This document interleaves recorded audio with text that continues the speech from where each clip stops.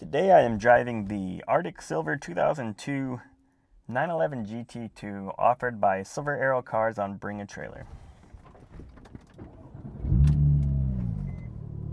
Now I imagine most of you are very familiar with the GT2 model, but for those that aren't, it's essentially the more powerful, more hardcore version of the 911 Turbo. Unlike the 993 GT2, the 996 GT2 was actually developed for the street, whereas the 993 was developed for racing homologation.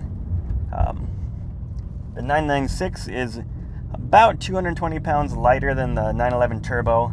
That's partially due to the rear seat delete and the fact that it is rear-wheel drive as opposed to all-wheel drive. That's also a big part of the fun factor of this car, is having the rear-wheel drive. It also has a little more power than the 911 Turbo. The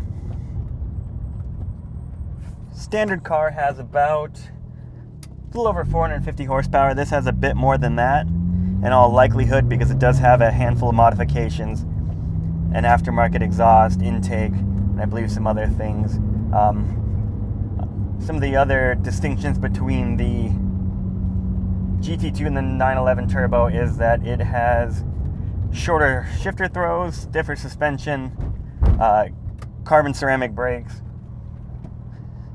and again, it's just much more, even though it wasn't built to actually race, it's more track and performance oriented. That's actually a big part of what makes it such a great car to drive, is that even at lower speeds, it's very gratifying because, you know, all the gear shifts are very firm and direct.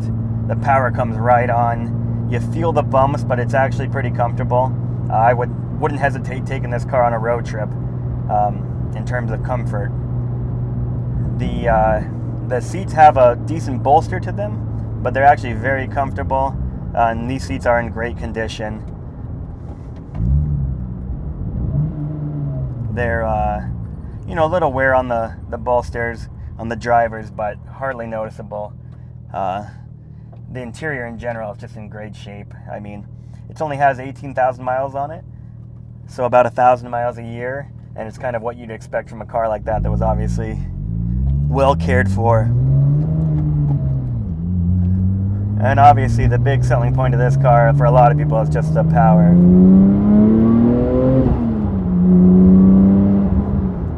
And with that aftermarket exhaust, you can really hear the wastegate, which is fun. Porsche made under 1,000 of these in 2002, I believe, so they're a pretty rare car.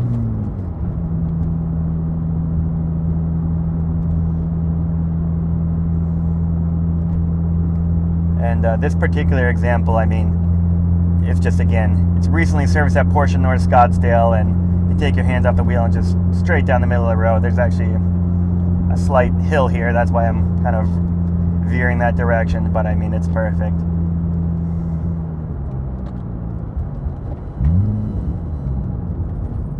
Do a little U-turn here.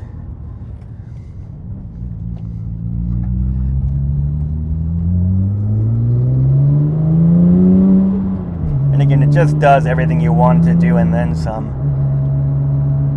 While I haven't had this car out on a track, I can only imagine how much fun it would be to really push it to the limit and get that rear end out, that sort of thing, if you want to. But again, it's actually remarkably civilized just in kind of daily driving like this.